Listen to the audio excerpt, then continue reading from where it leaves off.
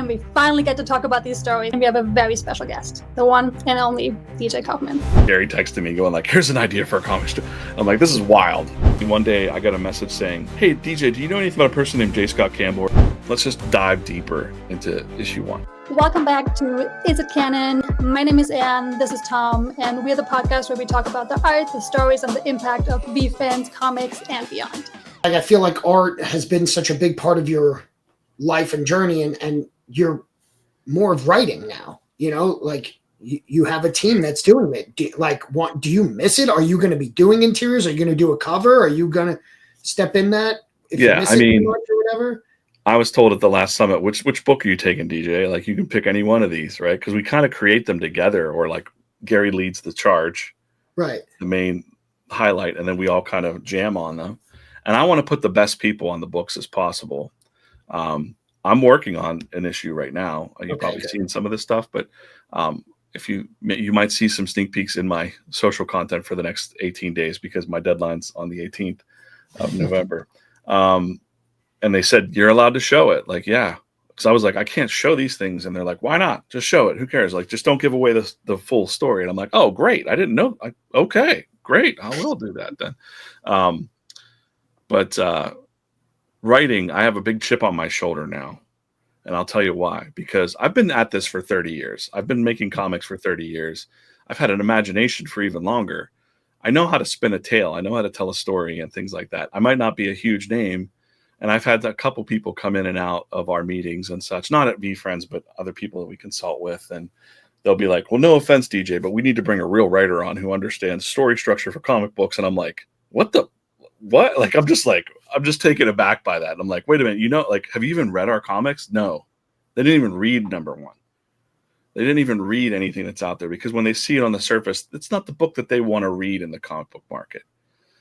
So I got this, I was like, you know what? When I came back from Summit number 1 and I knew I had to write a good many of the books myself, I was like, I'm going to write some kick-ass books, and I'm going to write the best books ever. And that kind of made me a better storyteller and a better reader as well. So I read a lot as well, outside of everything else I do, but and I read everything. So I just started really I already knew about story structure, but I was really diving deep into a lot of like, now I got a chip on my shoulder where I'm like, all right, we'll see about that. Cool. Like, we're going to write some of the greatest stories that have ever been told, like Marvel and DC, they're pretty cool. They're all right. But I think VeeFriends is going to be the best now. So I love it. I love that. Yeah. Way cooler. I mean, it is way cooler, I think. Listen, we were friends of it. We were fans of it before they had the story. So no one wants these stories to be as more kick-ass than us, well, outside of the team. You know what I mean? So, and that's the whole point of this, me and Ann doing this, is because we feel strongly about the comics. I was so happy to see how hard you guys are leaning into it. And I've said it on stream. I've said it in posts. It's like, like, you're a pro, so I'm so happy that you're at the helm. I know Gary's an idea guy, and he's very meticulous. He wants to, and he's got approval and all that. But like, I was, like many, worried that it was not a cash grab, but like a splash in the pan, or whatever the flash in the pan. Yeah. I don't know, whatever the phrase is, right? I thought it was like a one and done. It wasn't as serious, or the strips were going to become a coffee table book, and then who knows, right? And so when I saw the team getting bigger and more issues coming out, and like, to me, when it was fine, like, we're at the full size, right? I know that's been, not to put a damper on this awesome conversation, like, there has been some about the shorter. I'm not that, it's harder to tell a super compelling story with 12 pages, right? It is. It's got to be tough. What was the decision of why? I know we touched on it a second for a little bit. Like, why did we go for small ones at issue 2, 3, 4, 6? I think so. Initially, the mini comic size was because Gary had a really cool playbill in his office, and he's like, this looks really cool, and they grade them. They grade that playbill size, and he's like, it'll differentiate itself on the shelf, and like it'll look cool in shops or whatever we decide to do with it. And I kind of agreed with that. I was like, all right, that's cool. The shorter size was just because at the time, and honestly, this sounds so funny because like you think that there was like deeper thinking behind it, but I think at the time we got some quotes from printers. Like we had some people getting quotes for printers, and like one of the quotes we got was like, hey, we'll do this. It's 12 pages, DJ, for issue 2. They're like, it's a 12-page interior comic with a cover, and I'm like, okay, so I got 12 pages to tell the story. Right. That was pretty much it. And we wanted to get it out quicker. I wouldn't have if it would have like been like a 32-page comic book at the time. It was such a slow process to get these quotes back for things that we wanted to do, like holofoil and the bagging and all this stuff was just such a new thing for the internal team and for printers as well. So that's issue 2 came out that way. But I did feel really good about we were able to cover the story that Gary told. Mm-hmm. In that amount of pages. I think if I would have added pages to it, it might have watered it down. Because so many comic books in history, it used to be that comics were that size, man. Like sure, 8-page stories in a Spirit magazine. You got the whole story. Boom. You got the whole deal done. And then what do they call it? Decompression comic books, where they're like 32 pages and nothing happens. It's just a bunch of characters talking, and you're like, what? I got to buy 7 issues to get to this thing because they're just trying to sell you the trade at the end and stuff like that. That just became the norm. And that's why comic books are more than, 32 pages and whatnot. 22 is about the right size of a good comic book.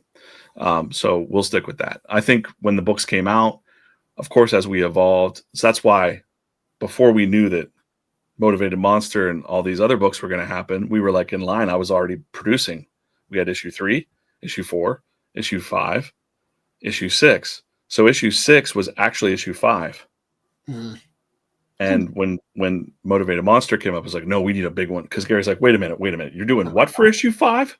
No, we got to do a bigger one. It's got to be bigger. And that's how the bigger size came. So we're like, well, wait, the people that got the quotes before, like all that, like even the printers that we were dealing with, we don't deal with that. Like they're gone.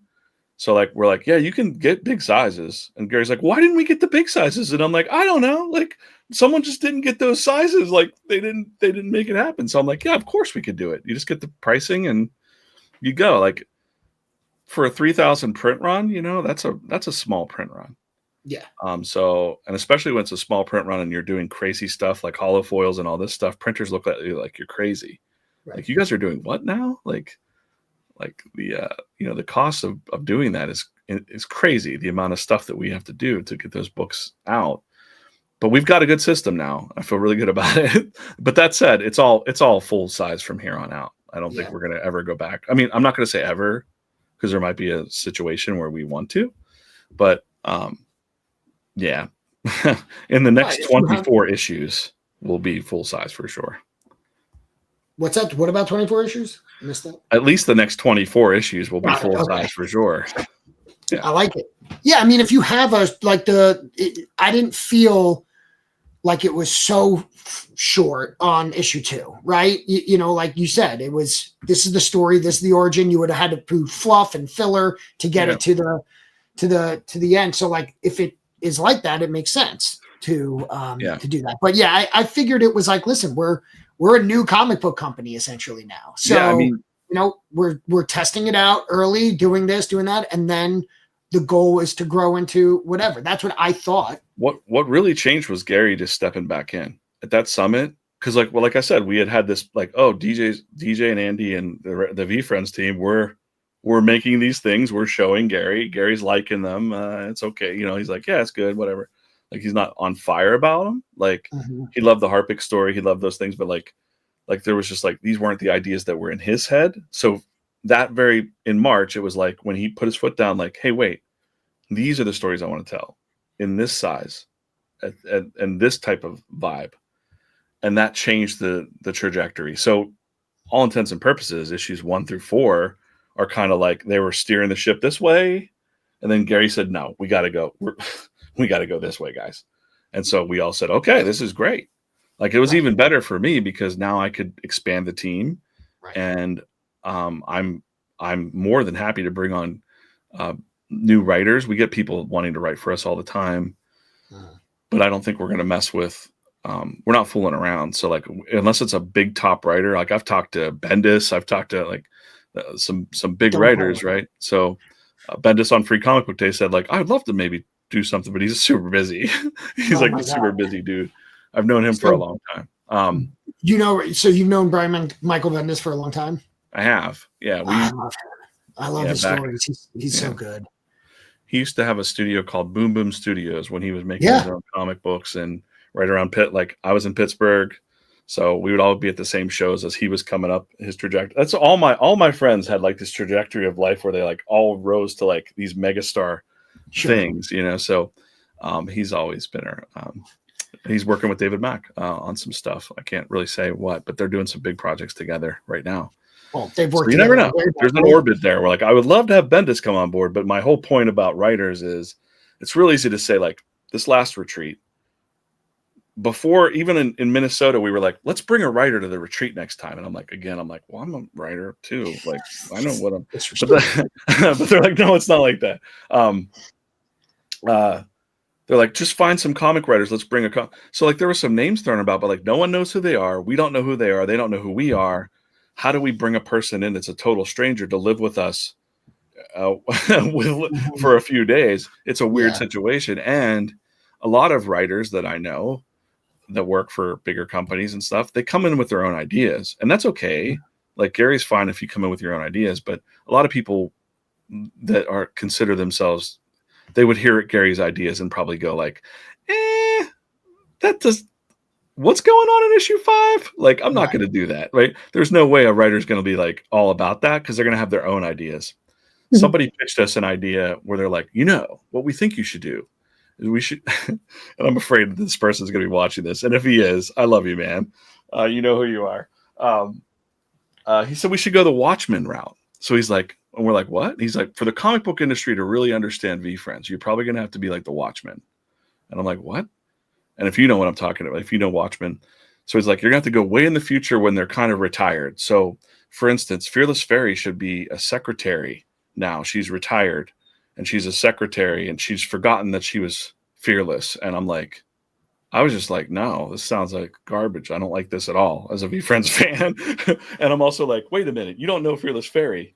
You've never read the Fearless Fairy comic book. She was born without fear. She's never going to have fear. And like, that's just, she doesn't even understand the concept of fear. Right. So, to be pitched that like, of the like, no, that's not going to work out. So we knew early on, like it has to be somebody that understands what we're up to, has to understand Gary, has to understand VeeFriends and what the mission is, the community as well, understand the vibe that's out there. And then Gary this last time said, hey, he called me up, DJ, we got to get someone to come. Who can we get to come? Who do you know that's like family? Who do you trust that you bring in like family? And I was like, the first thought that came to my head was Jim Rugg. So Jim Rugg, I've known him for 31 years since he was in high school. And I've watched his career the whole time. We've been friends, from the same small town. And I was like, man, that guy really gets storytelling and he would be quite an asset. So we brought him to this last summit. As an observer, he's a very quiet guy, so you can't really tell what he's thinking. I'm like, maybe we're just all crazy. Maybe we all sound crazy, but like he was just like blown away by what was going on at that summit. And that meant the world to me to hear that, because he has a high caliber of knowing the history of comics and what's up. And when he was like, wow, you guys are really doing something special here. And I'm like, are you available full time? So like, could you come on the team full time? And he thought about it. And long story short, we brought him on, and it's been the past 5 or 6 weeks. He and I have been working really deeply together on some of I think he's written 3 of the issues that are coming up, and he's actually show running some of I'm saying show running. He's running them with other freelancers that aren't on the comic team, because now that we're doing 2 a month coming up soon, we don't have we need other freelancers to come on board. So that's one of the big things we were doing at ComicCons, and we're having a lot of conversations with other artists and finding people that are capable of doing it, because it's not easy to do a full comic book and not burn out.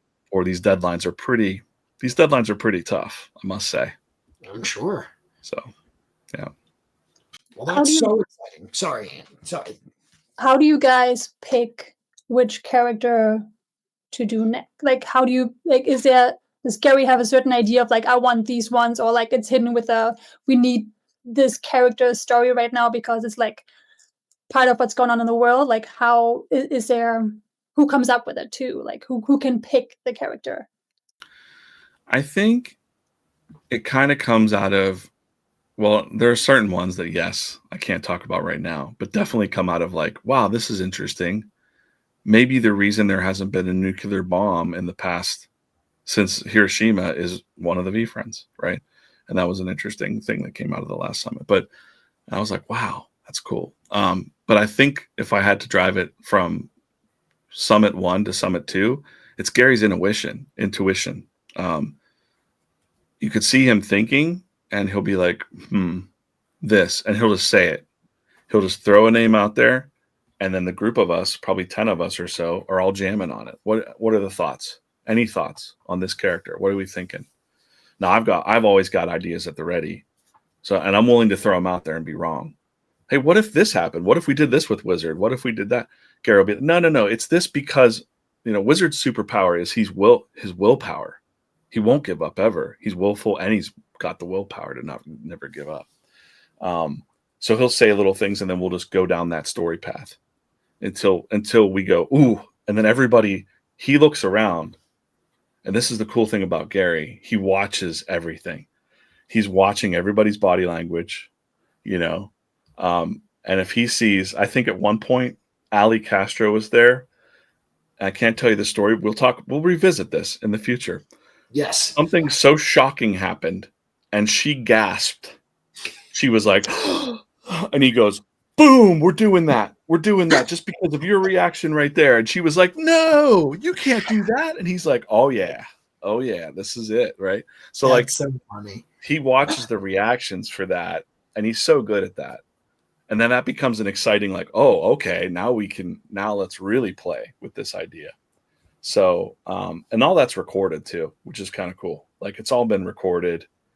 I get the privilege of being able to go back and check the replay, see what was really said, and just really try to guide. My job right now, I'm lucky that I can pick what I want to do in VeeFriends, but Gary knows I'm always going to pick what's best for the books. Mm-hmm. But I think my job with the creative team, the comics team specifically, is to always steer it back to Gary's vision. Like the thumbprint of Gary. If Gary's first thumbprint isn't on it, the first 10%, the first 20%, 50% isn't Gary, it's not going to work. Whether that's because Gary won't be on fire about it, or whether it's just like there's something missing. Like it's missing the juice. It's missing that original juice that Gary had. Like if you took, well, we've all read Motivated Monster.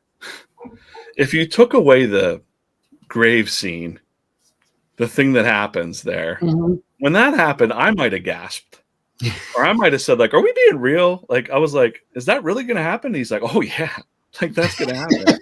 And I'm like, well, we're really going to do that. He's like, yeah, like that's going to be the thing that people talk about. Like, I'm like, I don't know if that's good. I'm like, I don't know how this is going to, he could see me like struggling with it. And I think that made him want to do it more. And I was like, okay, I'm down.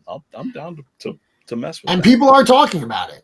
That's I right. remember seeing that post. Like, where's the advisory? Now, clearly, there is an advisory. Like, yeah, they'll be talking about it for a long time for sure. So, but that's a long answer to your question of how things get chosen.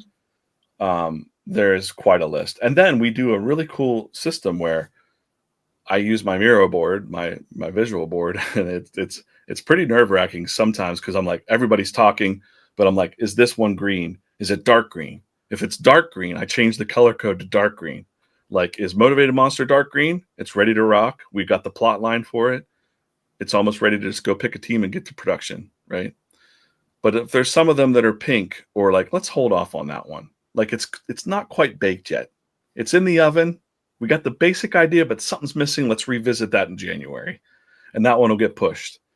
And so like we shuffle them, and I must have reread that.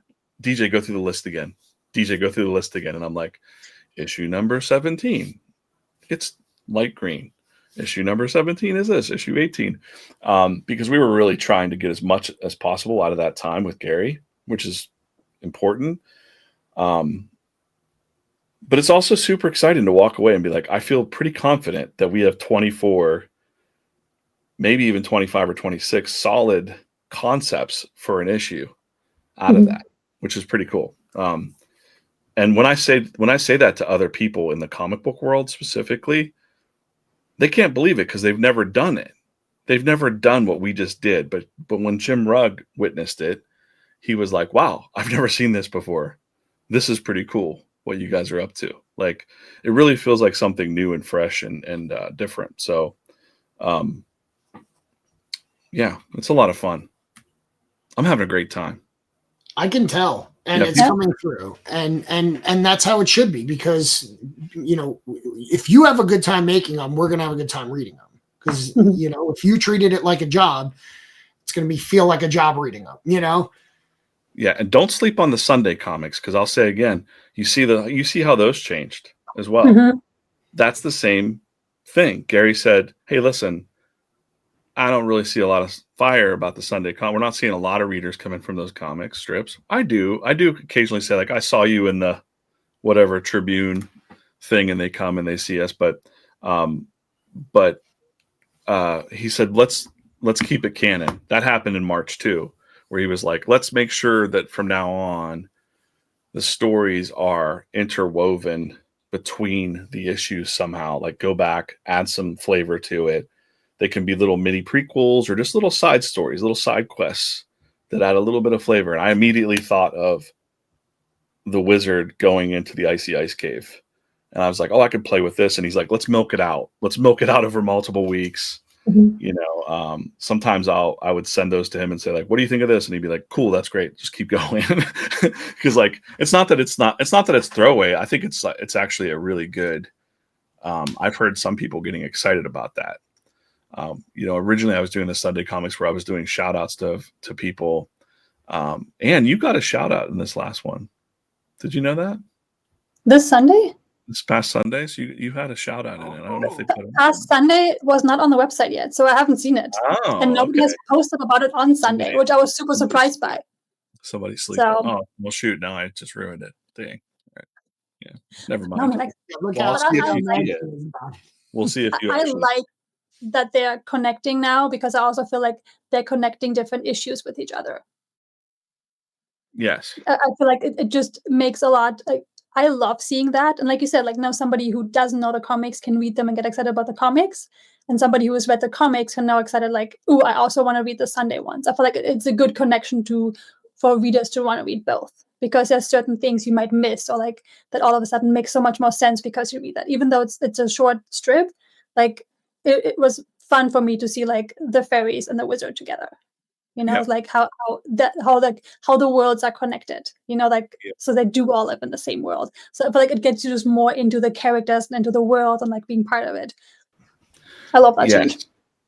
Yeah. And I think I was just having a meeting with the comics team today, and I'm like, how great is it that like now I could step away from that and be like, hey, Kate, why don't you step in for a few weeks and tell us a story about the ninja? Or I might throw out a bone and say, like, what happened, you know, like, can we see what happened with more of the Viking, like, or, you know, there's like, we probably wouldn't do monster in the newspapers just because, but understandable. But we can even go all the way back to issue 1 and go, well, you know, what happened between that? You know, I wrote a whole book. I wrote a whole issue that's about the teacher from issue 1. We haven't touched. It was going to be one of those original short stories, like Laura. Yep, Laura Little. I have a question of, will we get Laura's story? So, you know, I might be out of the loop. On Sundays, I will be. I won't lie. When he mentions, like, of course I remember you. You're little Laura, right? So like, she was little Laura, and I told her story in the one issue. So like, those were things that we proposed to Gary. We'd be like, hey, we've got the teacher's tale. and then we got this tale, and then we got this tale. This was before Summit. This was before Summit number one. And he'd be like, okay, let's go with this one. This one sounds stronger. Viking sounds stronger than the teacher story. But of course we were like, okay, we want to mess with teachers too. Like we want to have that teacher hero in the book, telling her story of how she became the teacher, how the VeeFriends actually inspired her to become a teacher, like one of the world's best teachers or something like that. And that was kind of how the humans got involved too. And in that way of thinking was almost like the shadow, where anytime the shadow in comics would help people, then the shadow would gather like, oh, he knows the taxi cab driver. The shadow knows everyone. He has like a network of humans that could help him anywhere because he's helped so many people. And then you owe the shadow because the shadow knows. Right. I thought like that's kind of cool for VeeFriends. Like if the VeeFriends helped you, now you're part of the VeeFriends. Now you're one of them. Like you're an honorary VeeFriend of some kind, which I thought was kind of a neat. It's an underlying thing. It's not canon, but you know, it's definitely there. Mikey, honorary VeeFriend, right? He's on the team, right. Kind of thing. Yeah. I love that. And I did pick up on that. Miss Lewis, right? So I actually wrote, are we going to get her story? So because I wanted to hear, you know, of course I remember. So I love that. Now, did they just like, did the other VeeFriends, did they not know Bad Intentions was, because he went down the portal, they all went with him with all the stuff. So like he tricked all of them as well. Sure. They might still not know that he's a jerk. I mean, if you think about it. Because they took the helmet in A. Yeah. And then Cynical Cat found it in one whatever. So I was like, what happened there, right? Because they all trusted him. They went down this portal, and then he came back and you know talked to Ben and was like, I can't. When he said like, "Is your name not Roger?" and he's like, I can't believe you fell for that. I thought that was funny. But Gary calls us the pun brothers, Chris Fason and I, because we could just pun it up all day long. I love it. I think Flexing Fox is hilarious. Yeah. Yeah. And so I kind of, you know, when I write Flexing Fox, I hear elements of what Gary said about growing up and learning how to speak English with 80s television movies and you know, like all that stuff. So I'm like, Flexing Fox, his whole like development happened out of those movies and things that he watched, you know, and he's kind of like, you know, making it up. Like he's like, yeah, I could fly this thing. No, he can't, but he has confidence to do it, and he did it. You know, he did it because he had the confidence. I mean, not very well, but yeah. And there's a follow-up. I mean, yeah, pop culture references, right? The Transformers, the Madonna, and so like it was. Cool. I mean, I just looked at the whole VeeFriends number one, and therefore VeeFriends 1A, and as what if this was an 80s cartoon show, and what if those things were toys? Like, could you buy the vehicle? Could you, you know, I was thinking of it in that context of like, what would I want when I was an 8-year-old? I would want the VeeFriends because I would think that was cool. Right. And even as an adult, I kind of want that, you know? Yeah. And who didn't want like the Ninja Turtle van? Yeah. You know? Yeah. If it was completely up to me, I would just be like, let's just put that out as its own line, its own series. Just that one, just that storyline of those, that crew. Let them go play. And believe me, the stories they're up there. It's, you know, I've got a million stories for that storyline to go with, but I think I got to dial it back in and make sure Gary's involved from the start, you know, that he hears about these things first. Cause like, I think up until the point that we reviewed issue 1A together, I said, this is the first time that we're getting to read this. And I don't know if we want to use this or not. And so I said, it's a prequel, and he didn't want to call it a prequel either. Oh. So he didn't. I said, could it be issue 0? Could it be a prequel? He said no, because you can only use the issue. You only get one shot at issue 0. And he's like, that's not it. His idea for an issue 0 is way different. So I get that. So I was like, what do we call it? Prequel? Now prequel, like, so it's a special addition to story 1, right? So it's almost like 1B or 1A, you know, so that's all. It's canon, but it's not in the official number. Right. You know, I think it's out of order because I do want people to read issue 1 first. and then I want them to read issue 1A. Right. And then I want them to read issue 2. Because if you read issue 1A and you're like, what the fuck's up with this rabbit? And then you read issue 2, you go, that's that rabbit. Or that's that, like that's bad intentions. Most people will see it and call it a rabbit. It's not a rabbit. It's bad intentions. But, right. Yeah. Right. I mean, because you can say, that the story of 2 predates 1A. Yeah. And you're going to go back and read 1A again after you've read 2 and go like, wait a minute. Do they even know? Like how? Like he's a trickster. He's like a classic. I've got a book on my shelf somewhere called "Trickster Makes the World," and it's about folklore and like the classic tricksters of all of, Brer Rabbit and different things like that. That like Native American folklore, and it's folklore all across all of human history. That there was always these little animals, and I'm like, what if that was VeeFriends? What if they were always here from across time and space? Like I get pretty deep into the imagination with that stuff, but I'm like, why couldn't it be? They've been here a lot longer than they've been here a lot longer than they even know. Which is also, you see those carvings in issue 1 in the V Dome. Yep. It's like, well, these look like ancient carvings. Like, when was that from? Who knows? Because time and how we perceive time is different. We just perceive it linearly. But it's like, if time and space is all happening together all at once, which we can't really comprehend in our feeble human brains, and maybe even VeeFriends don't even remember, because like when they're saying like, this looks a lot like so-and-so, but I don't remember this. It's like people forget things and they start over. Maybe they've reset and they're back doing it again and again and again. Right.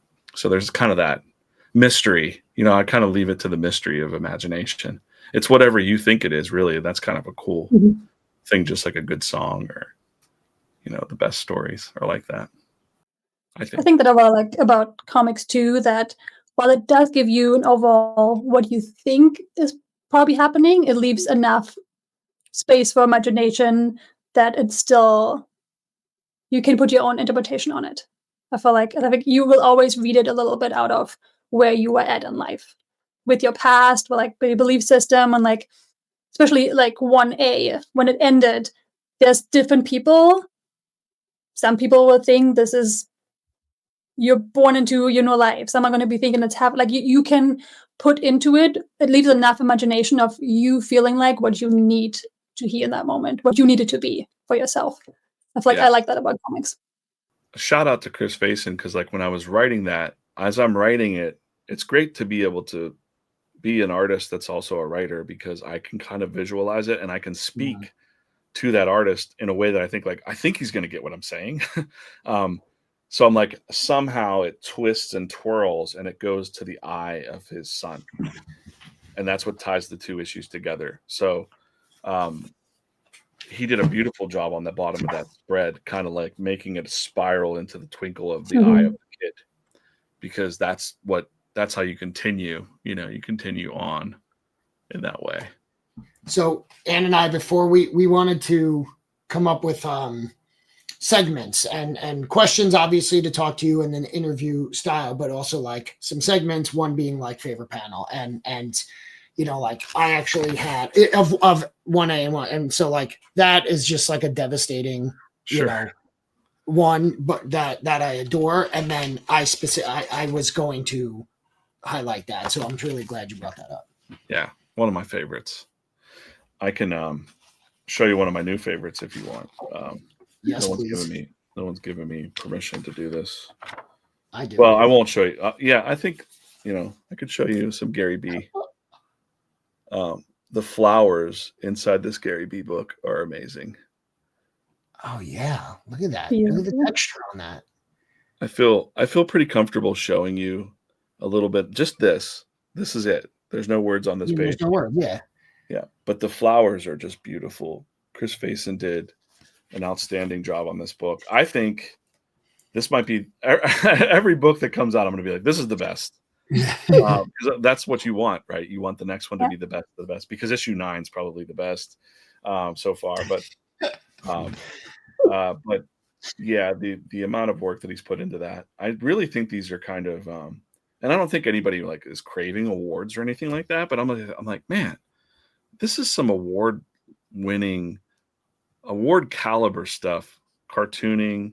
I'm not putting like patting myself on the back because I'm saying like Chris Fason, like he's putting so much of his heart and soul into these pages, and it's incredible to watch. Kate, her coloring and her dynamic, you know, we have an incredible team of storytellers. It's so humbling to work with them, and for them to be like looking to me as if I'm like no, like you guys are better than I am, you know, like because I always say like surround yourself with better people, Right? and that's kind of what, you know, I'm doing. And it empowers me to want to be a better storyteller and writer too. So, are they all coloring their own art then? yes, and Wow. that's something. I mean, like, you know, a typical comic book company will have a penciler and inker colorist to get this stuff done on I didn't time. know that. We think, especially Jim Rugg and I agree that we think it's something as a different type of vision when you let an artist do the whole thing. If they can, if they have the skills to do it, it comes out better. Because a colorist or an inker might actually diminish the work. You know, they might not catch that vibrancy that, you know, Chris has such a range from going from monster to that, like a flower field to a graveyard. Like it's like a master class in cartooning. It's wonderful to watch those pages come in. And it's a real joy to see that. He is a versatile Viking, because when we went to Mahfood, he was like, you know, I'd love to do more. He's like, well, what are like the darker ones? Because he wanted like, you know, like the skeletons, you know, the ghosts, this, you know, he was like, I want the darker characters. Yeah. You know what I mean? So who doesn't? You know? Right. Yeah. Which we have some. They're in there. Oh yeah. We have a vampire. We've got a skeleton. I mean, a werewolf. I mean, the whole Halloween line. Absolutely.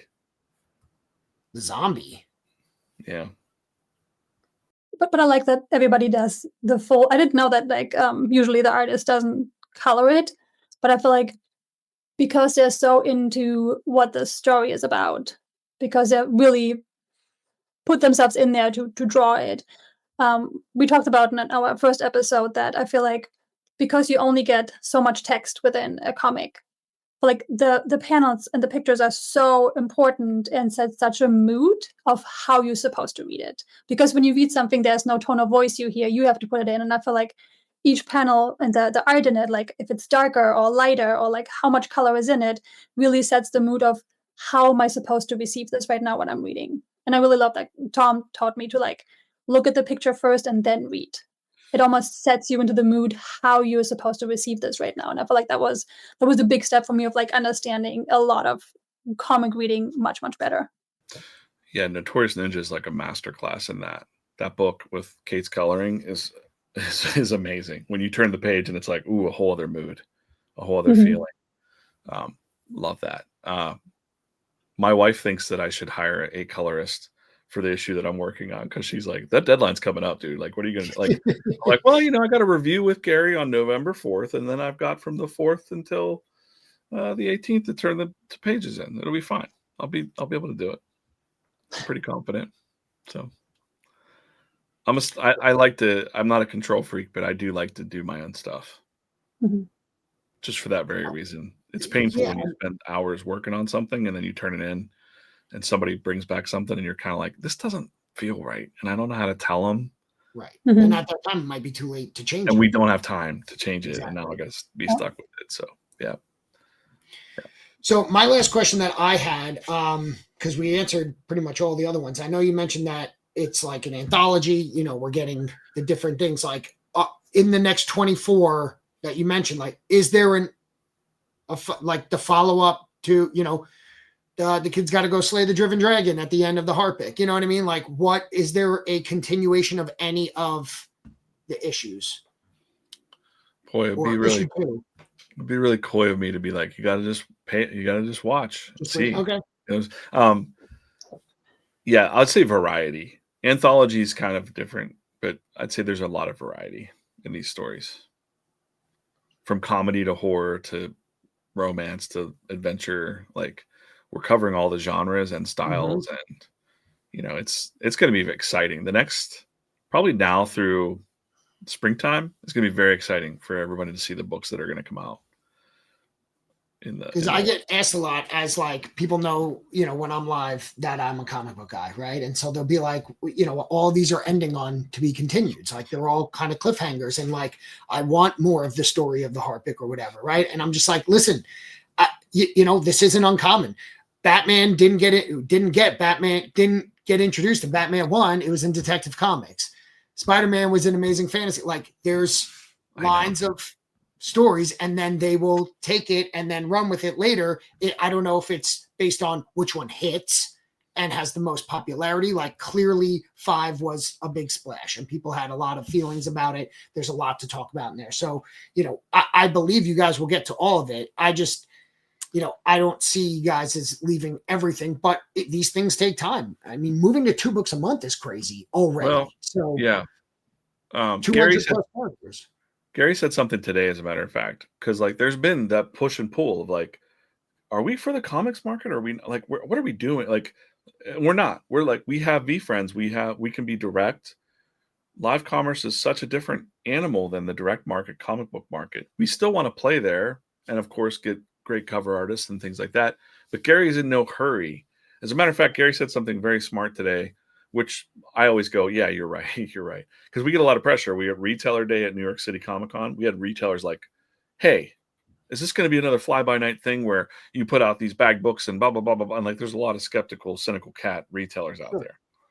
Gary doesn't want to mess with that. He's like, you know what? I only got one shot at the comic industry before they trust you or don't. So I don't want to pull that trust button right now because we're not ready, right? We want to do this thing. We're going to put these books out.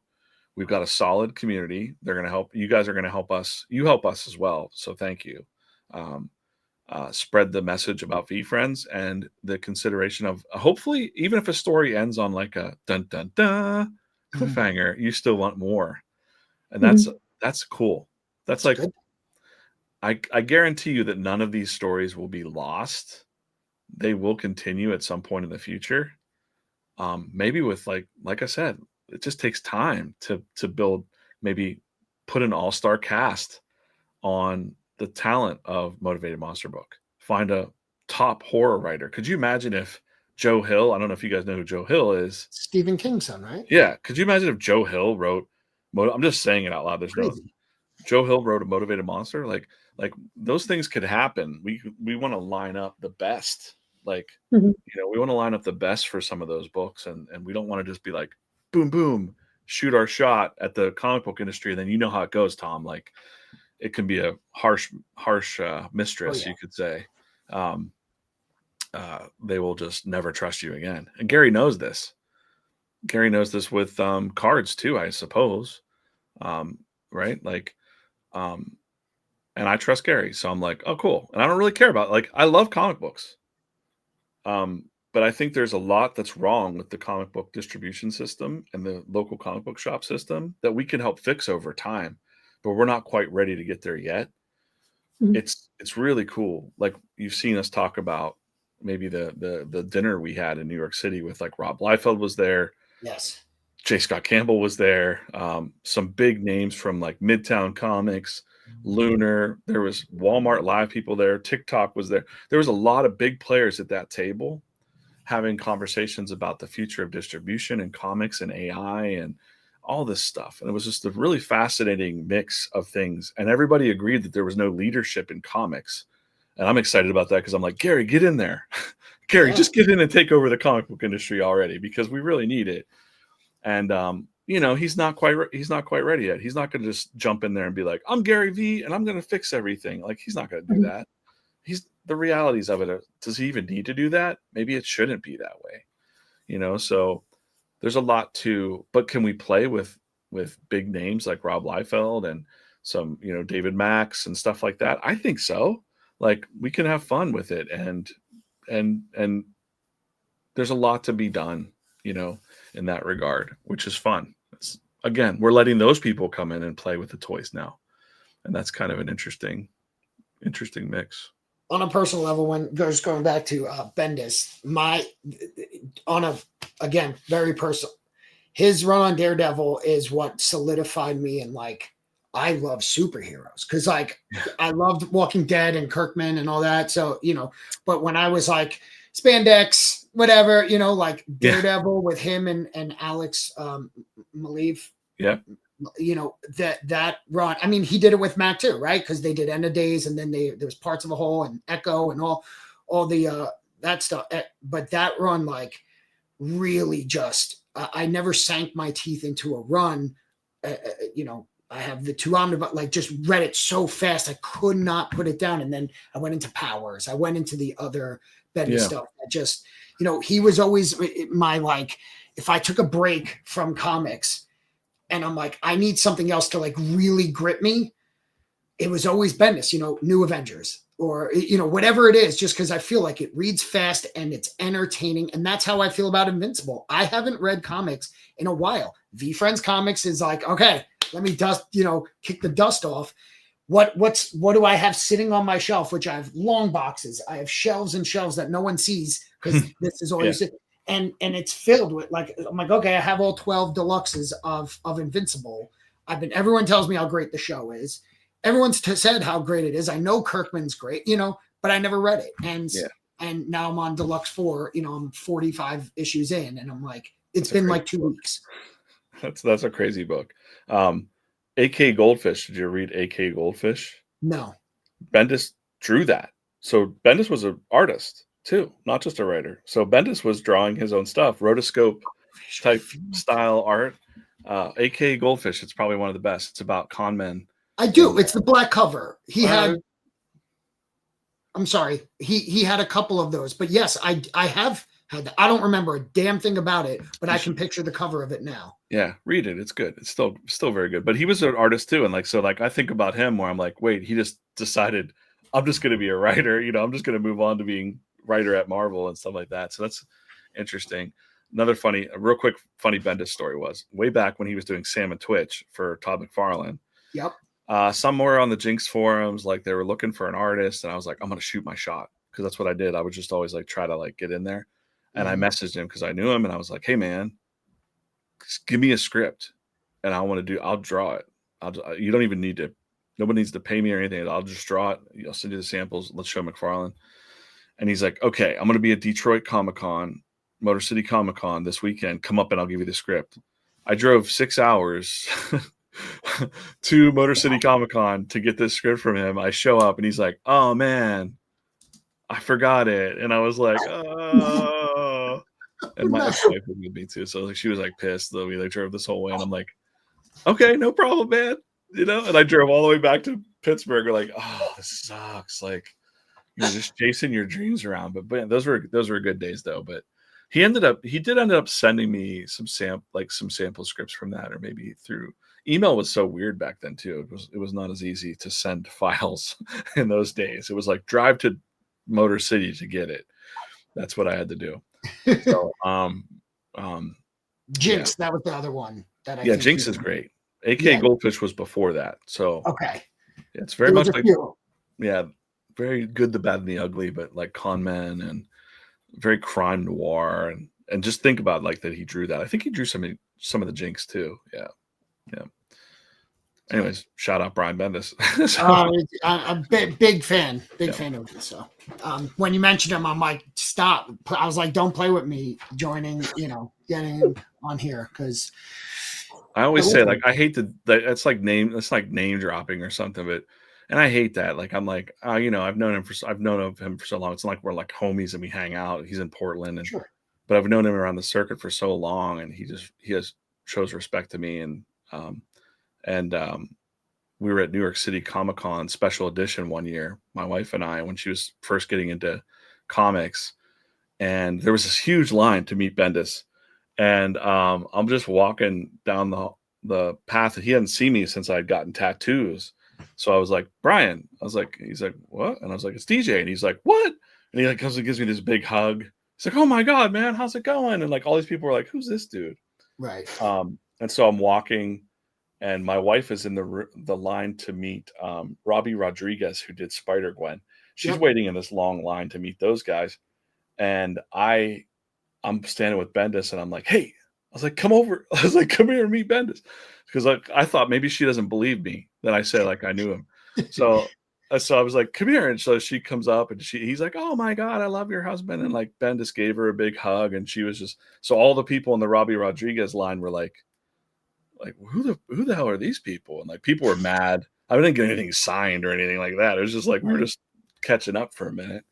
And we had some connections at one of the same publishers that he had gone through, Caliber Comics. He had stuff. Jinx was published through Caliber, I think. And we were just signing a deal with, my wife and I were just signing a deal with Caliber at the time.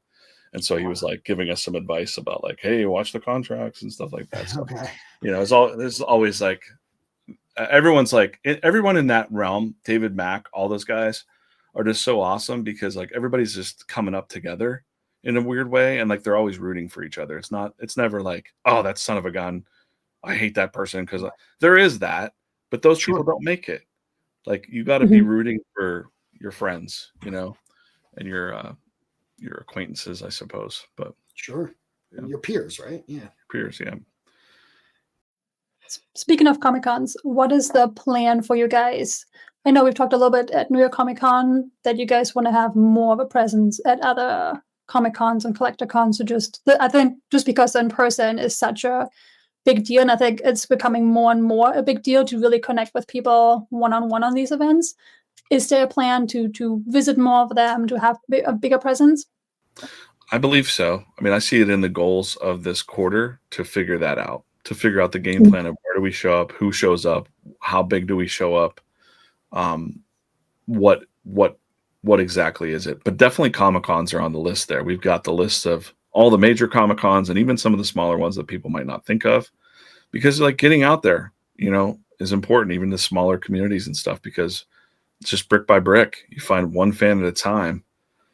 Gary said today something as far as we were on a call and he was like, you know, it makes me like, it drives me crazy that we missed, if we weren't live a certain time, we missed maybe finding 15 new fans, right? Even if we're just live and not selling anything, like we could be building fans being live and being accessible. So it's true. It's true. I see it in my daily, you know, in the daily streams I do sometimes. So definitely. That's how I got into VeeFriends, through a stream. Yep. The Twitch and stream. Then stuck around. Yep.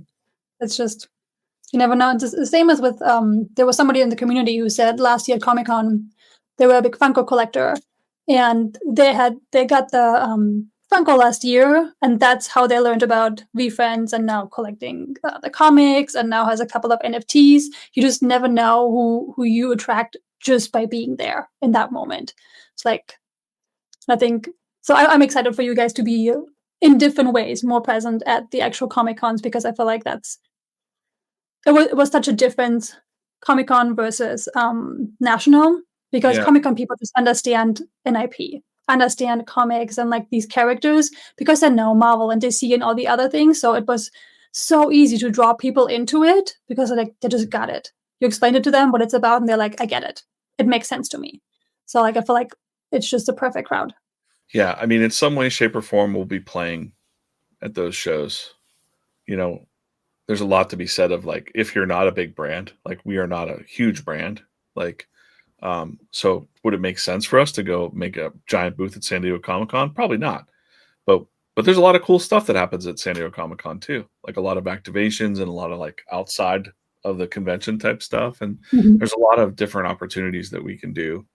But now we've got a slew of artists. Like we've talked about taking over artist alleys with all of our artists. Like that could be an interesting play too. You know, like if everybody had a VeeFriends banner with, you know, I've seen other publishers do that too, which could be fun for some smaller shows. Yeah. I love the connection at New York Comic Con. The hunt was just such a cool idea with the stickers. It really brought people like me, who was still really new, it was my second Comic-Con, down to Artist Alley. Last year I didn't make it down there because everything was so new to me. And so being able to go down there and meet the artist, and now you have the comics in hand and you can actually meet the people who made them. If it was at the booth, having you guys all there, or going down there and like meeting the cover artist, having a conversation with them, what they thought behind all these different, like their art and the characters were was such a cool like crossover to bring new people like me in. Like Yep. make it understand why this is important, why Artist Alley is down there, why it's so cool to have the artist there when you have the product there, like the comic. Like it was such a cool for me as a new person, like experience. I love that. Yeah, and there's no other way to tell an artist, like say you're talking to David Mack or even Jim Mahfood, who Jim Mahfood's a cool dude, like he's just too cool for school, you know, like he's a cool hat. Like a lot of people come at him with a lot of things, a lot of big talk. So like you come at him, and you're like, oh, our fans are crazy, you know, our fans are amazing, and they'll come and support you, and they go, yeah, I've heard this before. But then it's like, no, watch, like, and that's all I heard was like, oh my God, yeah, like that's all I heard from these guys was like, oh my God, you were right. Like we heard it the year before last when one of our collectors or Mike Hayashi went down and visited Andrew Drillin and bought almost everything at Andrew Drillin's table, and basically said like, Gary, you need to hire this guy. Like he was just like really pushing for Andrew, and I was like, well, we're already going to mess with him. Like we're already going to work a bit with him.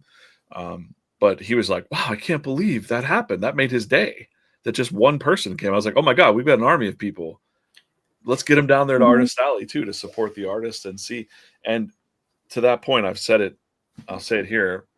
When Mac was up there with Dave, or when David Mack was with Gary on that live stream, and I was off to the side, and it was like, yeah, we sold a lot of stuff really fast. That's no surprise on live streams. That's cool.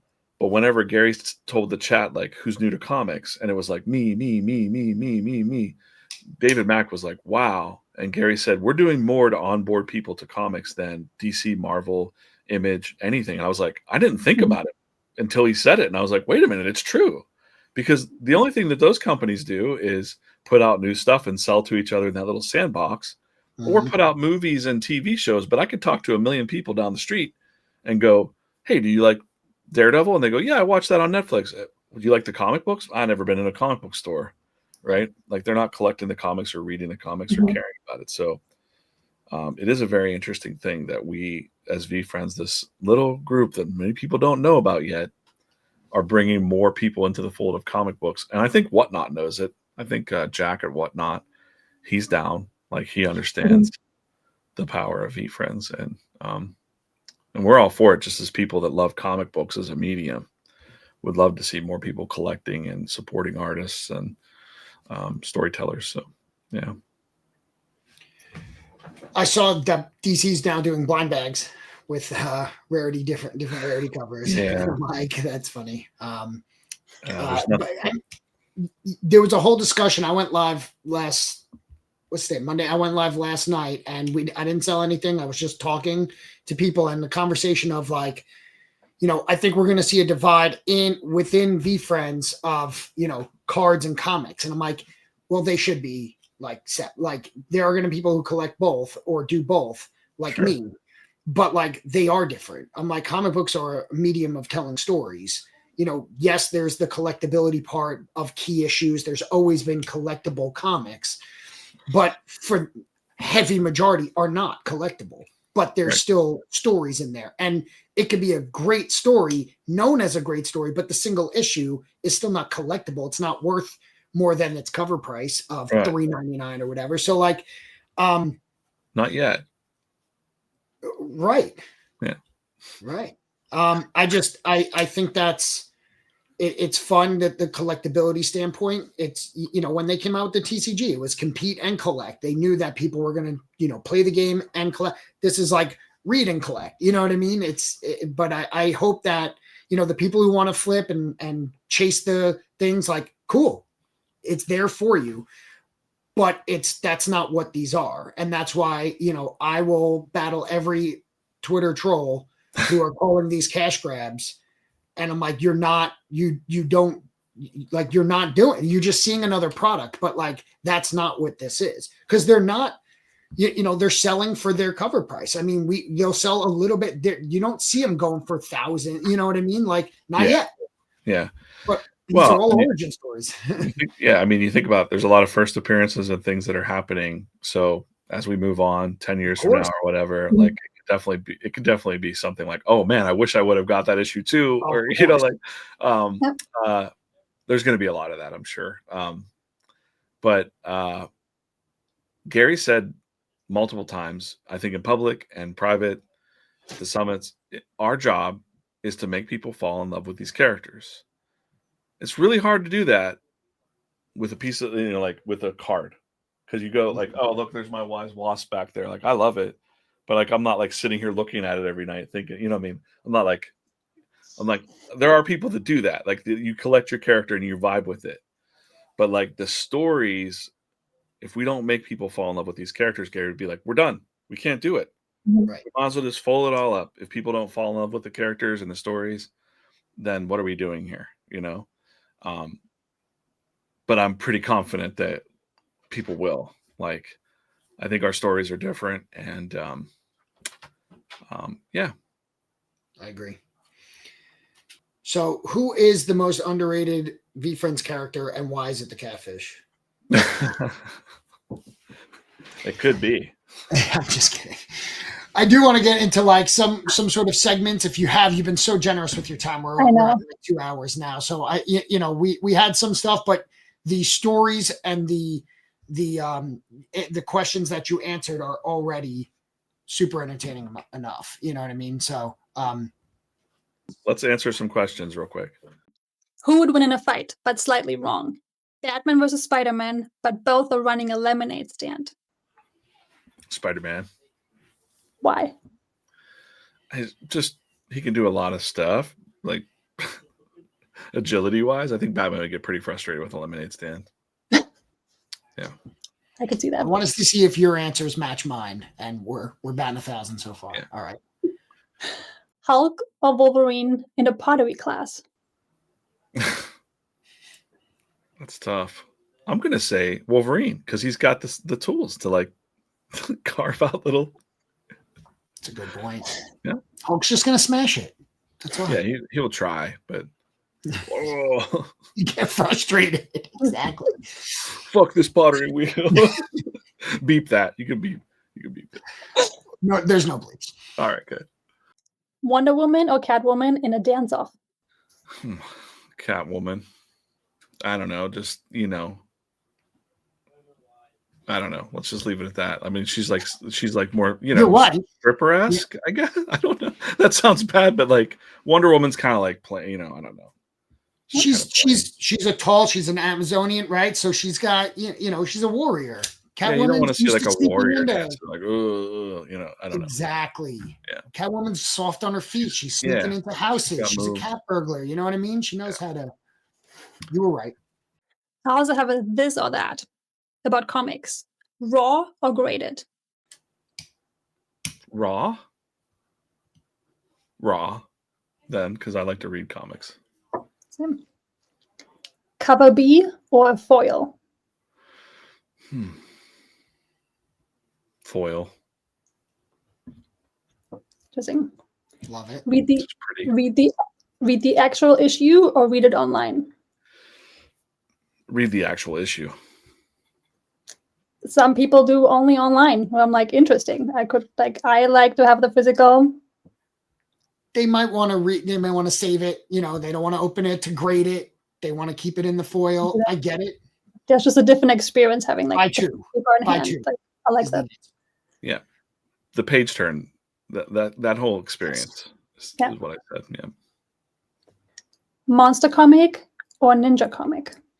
Ninja comic. Just because I'm an old school G.I. Joe kid.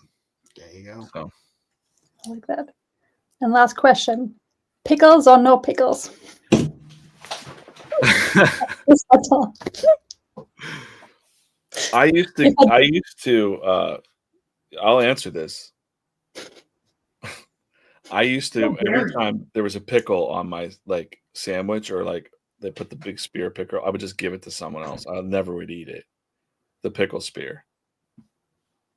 I didn't like that. I was like, why is this pickle needed?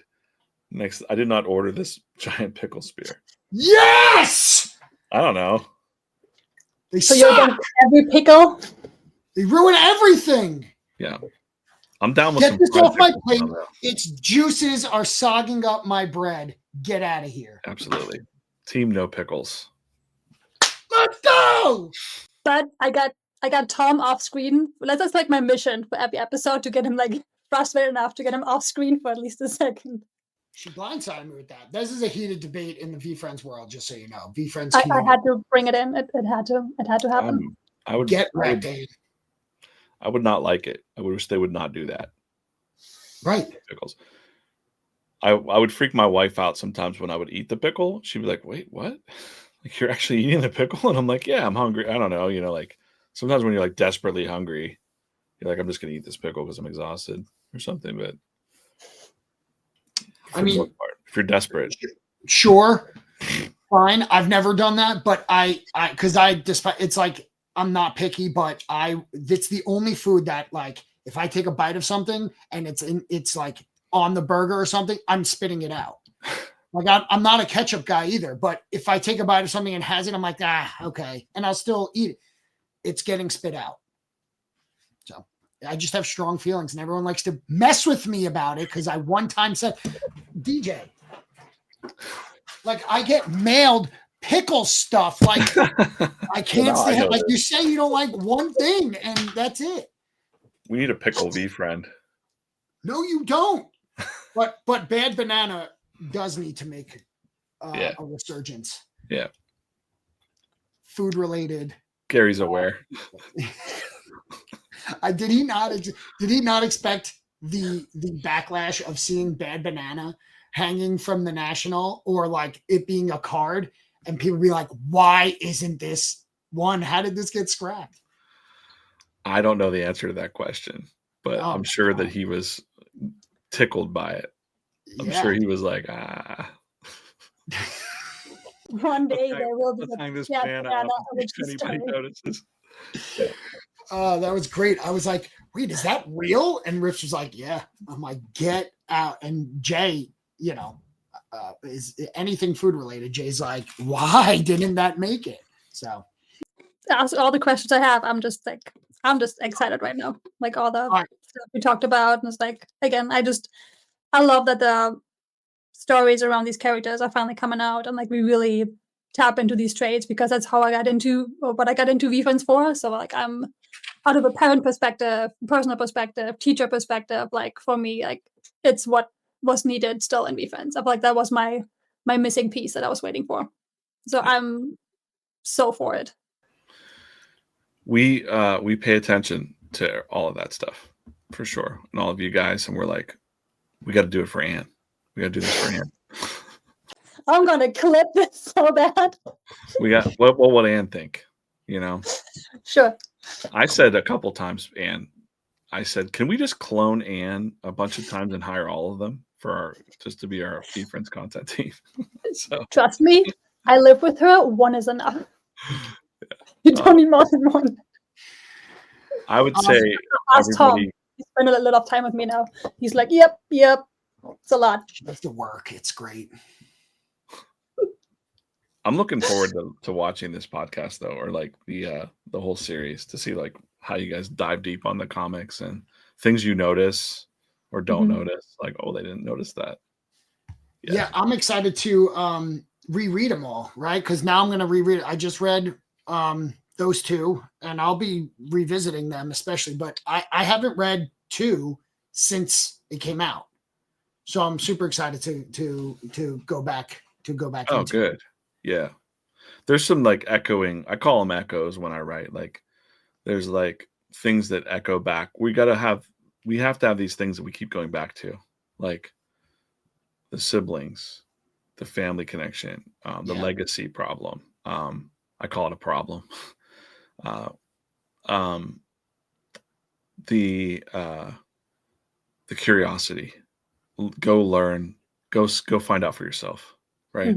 Go F around and find out, you know, like, the thing I love what knowing gnome. It's like my favorite line. I just want to have like a character echo it in almost every comic if I can, is like, oh, you know, that thing that you thought you knew wasn't so. Like what you thought you knew wasn't always right, you know, you got to go find out.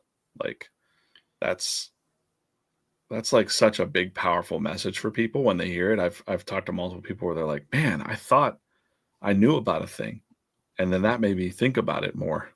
Mhm. Maybe what you're being told, whether it's whatever. Like some people were like, "Are you talking about politics?" And I'm like, "No, I'm talking about life.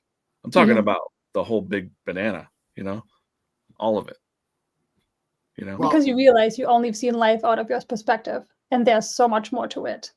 Like once you open yourself up to other people and like expose yourself to other cultures, people from other like backgrounds and stuff, you realize that you know nothing. Like you have your tiny sliver of reality, and there's so much more to it. You're not even close yet. Yeah. I mean, to that point, David Lynch, I think he's behind me somewhere right there. David Lynch passed away this year, but transcendental meditation, he was big into transcendental meditation. David Lynch Foundation helps a lot of first responders with traumatic experiences, and like a lot of vets use TM. I started doing that in February, and like one of the things he said was when you start doing that type of meditation, your mind expands. So like when you have a small like knowing of the world, that's all you know. And so that's what Mm. you've lived your whole life and your experience with. But the more you expand your brain through meditation or experiences or something like that, you actually see the world like in a much bigger dynamic, right? And then when you realize that we're all in a simulation in a video game that some kid's playing, then it's like messed up. But you just go like, okay, cool. Or maybe we're all in someone's dream. Fifth Barbie dimension. Gary's. Yeah. It's Barbie Gary's. It's called the fifth dimension for a reason. It's his number. Maybe we are in Gary's dream. Maybe we're all in Gary's dream. You're not real, Tom. I'm okay with that. Figment of Gary's imagination. Can my bills be imaginary? What if we're all in Josh Courage's dreams? Oh, don't. What if we're all Cut part that. of Cut that. Cut. You see, we got with the new sticker set, there's a bison catfish showdown. You guys swear you guys keep that rivalry alive. Yeah.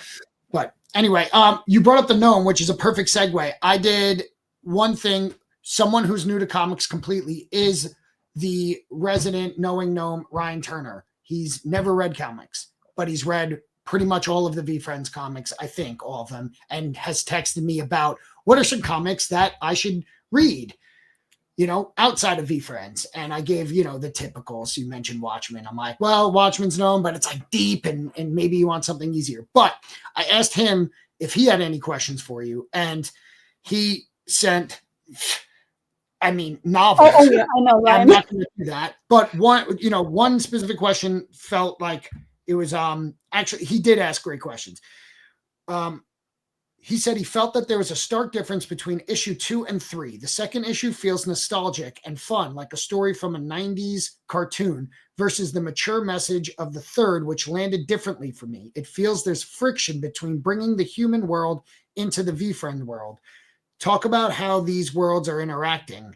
Where is the timeline across the 7 issues? Why are certain humans chosen over others? I think, well, let's start at the end. Why are certain humans chosen over others? I think when you need it, a VeeFriend appears, right? I think I said it somewhere. Like a friend in need. I think it's in the Sunday comic. Yeah, that's right. Or we find you. And then that's echoed in, that line there is echoed in issue 6. Or they find you, right? Mm-hmm. Sometimes you find the friends where they find you, and that's kind of how we like it. That's kind of how the VeeFriends like it. So like, or yeah, it just goes back to that thing, like the universe is going to put things where you need it when you need it the most. And in this case, it's VeeFriends. Timeline. What was the other questions? It said like, what are the timeline? Where is the timeline across the issues? I mean, like there's so many, right? Because you got the Viking and that's like generations and generations. Well, I mean, if you're dealing, if part of it exists, think about this. This might be a little bit mind melting, a little. If you're dealing with a realm that's in an imagination, whose imagination is it? Or if it's an imagination, you could be having you could be in medieval times, or you could be in. One of the ways I described it to someone, and this is not canon, this is just me describing how reality might work, is imagine it's your perspective is reality. Your perspective, the way you see the world, is your reality. So if I'm coming into V World, I might see it as a Dungeons and Dragons world with the wizard and his staff and he's chasing a dungeon. But when Anna came into the world, we're seeing it through Anna's eyes. She's seeing it more like a wonderland. Some people might see it like a dark, foreboding horror tale from Gary, Indiana, right? Wherever they're coming at it from their heart and their soul, whatever they're going through is what they need at that moment. So like, I almost see it as like the explanation for the different styles and moods are that. It's like you're seeing the way that the readers or the characters in the book see the world as they're showing up in it. So sometimes it might be a fairy tale, like in issue 2. It just happens to be my art style. Like I like to draw cartoony stuff, right? But then there's going to be science fiction stuff. There's going to be, crazy action and adventure looking like an 80s cartoon. Like it's what you need when you need, like I think Anne said it at the beginning, was like, it's kind of all ages. It's kind of for everybody. There's a little something for everyone at the end. That's kind of the cool element.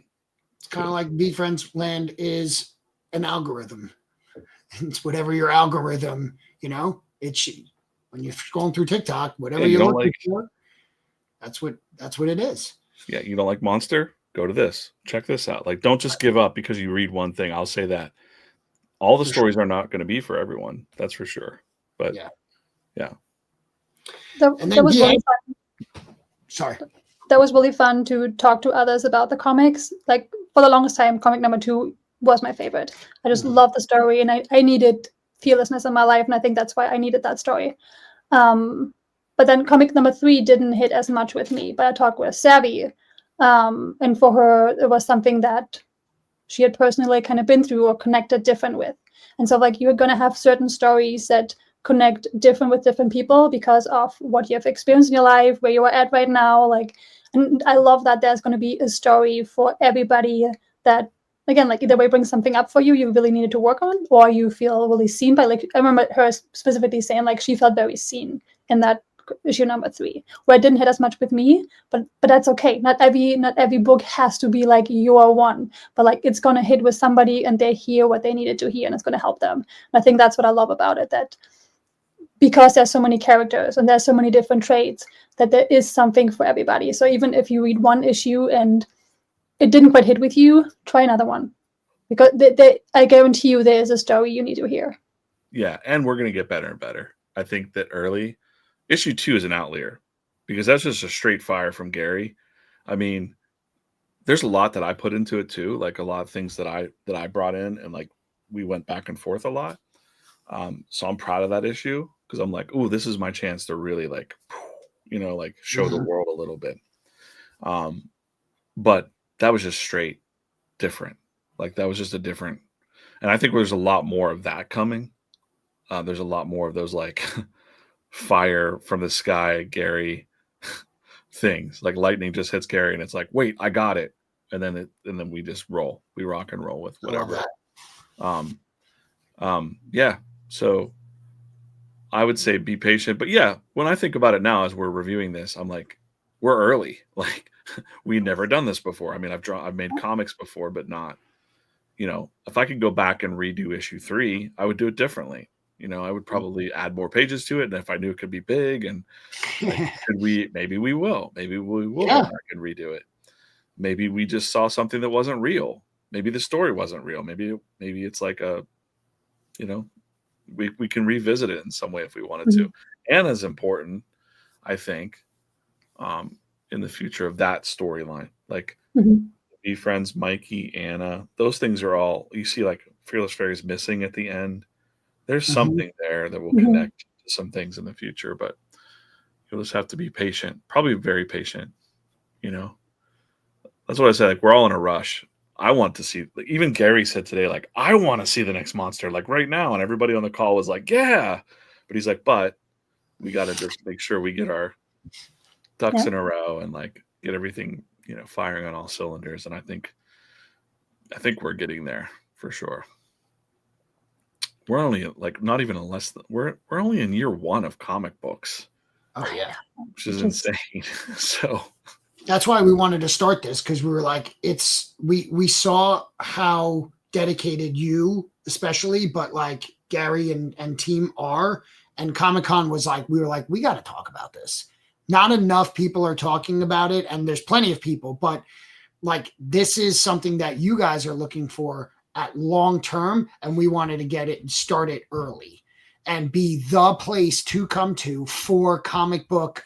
Like, we want people to look forward to our reviews of it. You know what I mean? And hear our thoughts on it, and then have cool guests like you. And we would love to get Kate and Chris and Al, you know, the whole team. We have team members we want to ask. We have community members. Like, I want to get Ryan Turner on here, who has another ridiculous question that I'll ask you because I like him, but it has nothing to do with VeeFriends Comics. That's why I haven't said it. But, that's what we really wanted to be, like, the go-to place for if you're interested in VeeFriends Comics and you like it, like, this is where you should be listening to this on a bi-weekly basis. Yeah, we should revisit this in 20 years too. Like, clip this now. 20 years from now, we could be like, wow, remember that? We did that in year 1. Yeah. Remember when DJ was like willing to come and hang out with us for 2 hours? Yeah. And now you got to like talk to my agent or like, nah, it'll only always just be my wife. Like, I'll be like, yeah, just deal with my wife for a minute. All right. I'll do this just to appease him. He said, have you ever heard of Peter Madsen, a Dutch artist, and the Valhalla comic series from 1984? No. Yeah. Okay, good. And I have not. I'm sorry, but I will look that up though. He said Peter Madsen, apparently there's a murderer named him. I don't know any of this, right? There's a murderer named, he goes, not that person, but the comic writer. Can he tell me where to find rare comics like this? And would you redraw the entire comic series for him and translate it from Dutch to English, since he can't find it? I'm a little busy. Busy.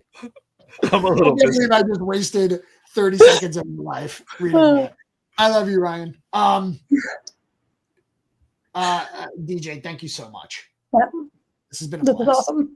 Because this is a good kickstart. Because like, again, like I feel like I said, like issues 1 through 4 was steering it one way. Yeah. And then Gary came back and said, all right, now we're definitely locked and loaded. Like we know there's going to be another summit. There's going to be these summits.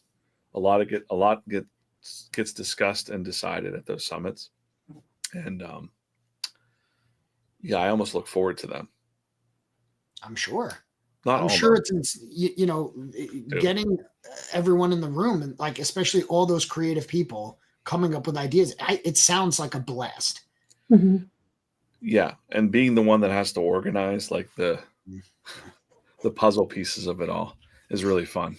Yeah, it's a fun challenge. Like it's definitely challenging, but it's a lot of fun. Even for I will tell you this breaking news. There might only be one issue in January now. That's some news for you. Yeah. We had an injury on the field. Our artist that was working on another issue tore his rotator cuff. Oh no. So I don't think he's going to meet his deadline. So, but we were like, don't worry about it. Heal up. I got it. We'll cover it the best we can in January, but it's a process to learn these things too. There's a human element to pumping out this content and these stories, and that there's, especially when you have to bring in other people with busy lives, and there's definitely a lot of moving pieces to this production, mistakes, shuffling, problems, like figuring all of that stuff out is a lot. It's a lot, but we're determined to, and thank God we've got Gary to be like, I would be like freaking out, like, oh man, I can't believe this is the end of the world, Right. And Gary'd be like so cool about it. Like, no, it's okay. That happened. How do we fix that? Let's just move on.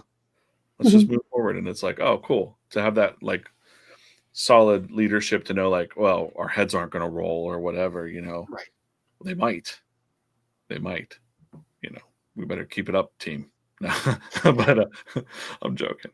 Do you think will there be 3 in 1 month then? If it gets just bumped, it could be. It could be. I don't think we want to do what we did for issue. That's one of the reasons that 3 issues all dropped at once at New York Comic Con, because they were supposed to come out monthly.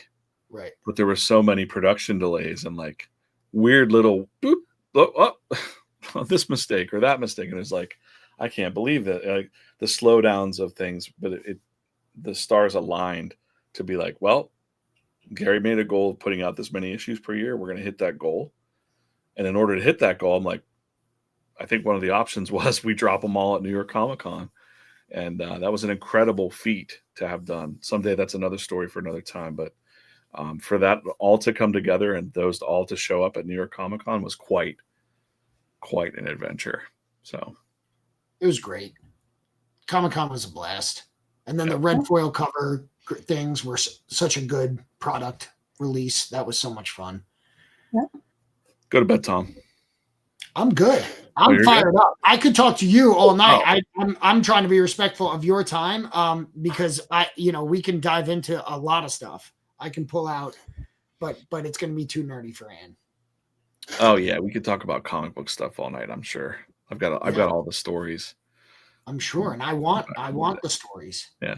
Well, you're good luck. Or good news would be Jim Rugg, Gary. Yeah.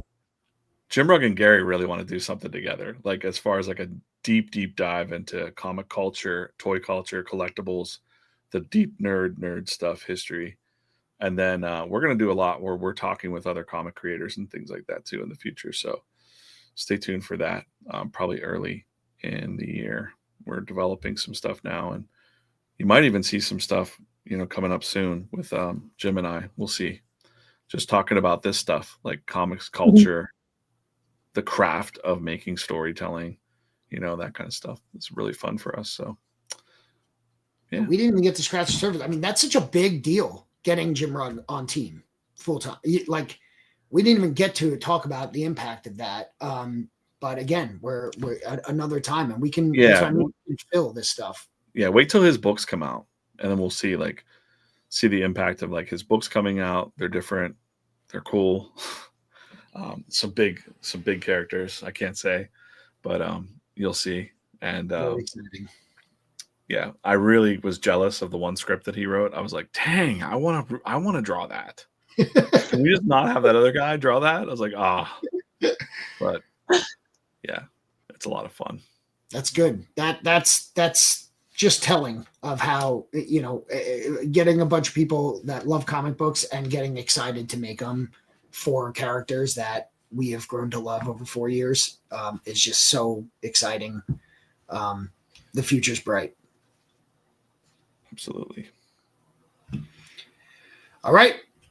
Before I start busting out my art portfolio just to show it off to DJ, we should wrap this up.